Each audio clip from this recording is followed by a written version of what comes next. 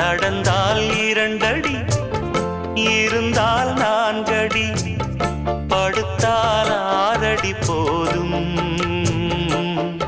இந்த நிலமும் அந்த வானமும் அது எல்லோர்க்கும் சொந்தம். அடி சொல்லடி ஞான பெண்ணே, உண்மை சொல்லடி ஞான பெண்ணே, சொல்லடி ஞான பெண்ணே, உண்மை சொல்லடி ஞான பெண்ணே. நடந்தால் 2 அடி, இருந்தால்